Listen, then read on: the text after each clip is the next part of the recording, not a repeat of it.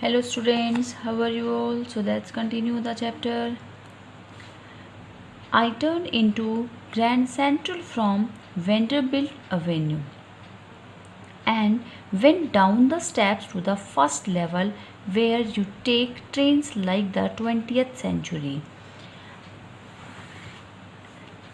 Previous class में हमने पढ़ा था कि जो नैरेटर था वो बहुत जल्दी से अपने घर पहुंचना चाहता था, इसलिए उसने ग्रैंड सेंट्रल से एक सबवे लेने की कोशिश की।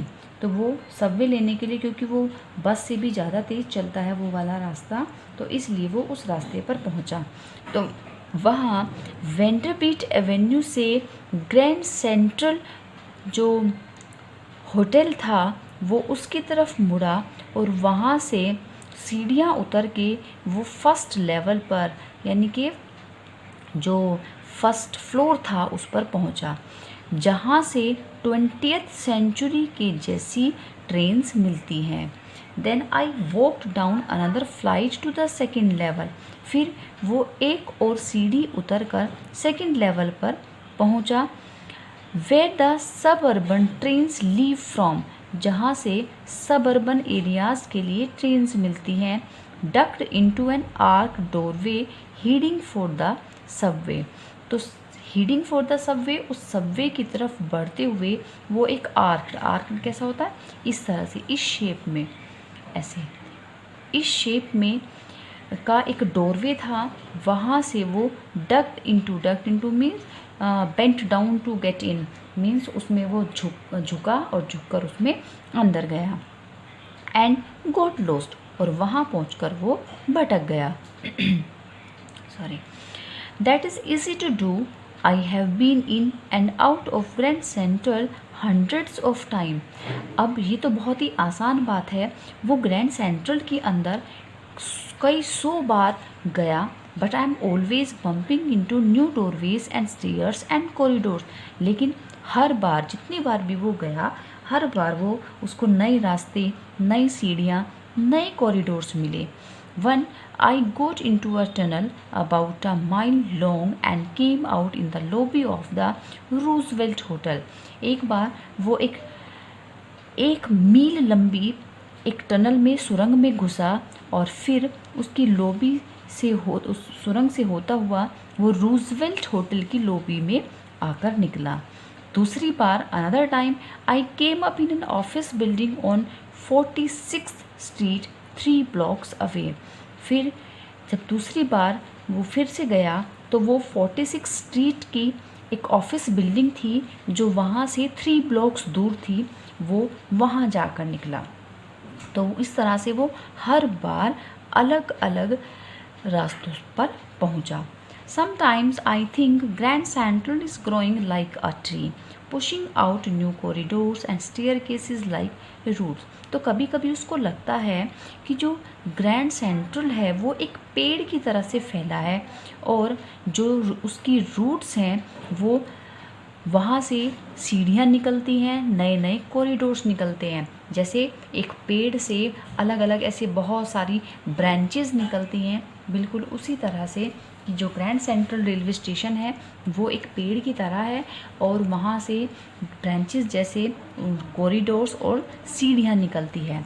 There is probably a long tunnel that nobody knows about, feeling its way under the city right now, on its way to Times Square and maybe another to Central Park. तो शायद वहाँ एक लंबी tunnel है, सुरंग है, जिसके बारे में कोई भी नहीं जानता, किसी ने इसको फील ही नहीं किया, और वो लंबी सुरंग सिटी के नीचे से रास्ता बनाते हुए जा रही है, और फिर वो टाइम स्क्वायर की तरफ जा रही है, और हो सकता है कि जो उसका दूसरा रास्ता है वो सेंट्रल पार्क की तरफ भी जाता हो। एंड मे बी, और हो सकता है, because for so many people through the years Grand Central has been an exit, a way of escape. तो कहता है कि क्योंकि सो मैनी पीपल, बहुत सारे लोगों के लिए ग्रैंड सेंट्रल बाहर निकलने का एक दरवाज़ा भी है, अ वे ऑफ एस्केप, बचकर निकलने का रास्ता बन गया है। Maybe that is how the tunnel I got into, और इसी तरह से उस टनल में नैरेटर भी घुस गया था। But I never told my psychiatrist friend about that idea, लेकिन उसने कभी भी अपने उस फ्रेंड जो कि एक साइकाइट्रिस्ट था, जिसके पास वो अपनी प्रॉब्लम्स लेकर गया था, उसको भी ये आइडिया उसने नहीं बताया।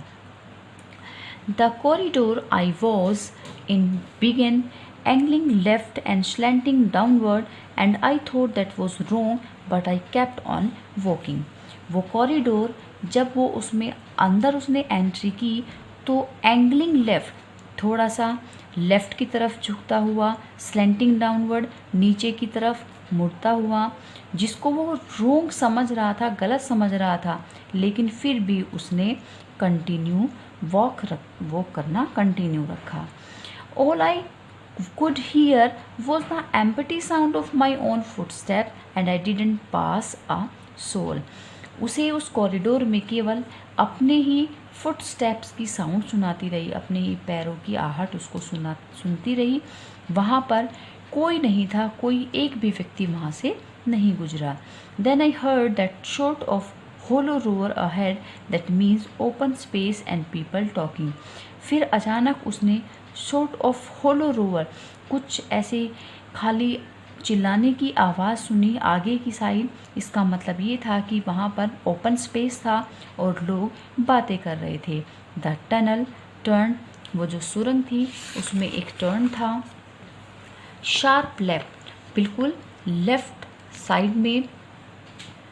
I went down a short flight of stairs and came out on the third level at Grand Central Station.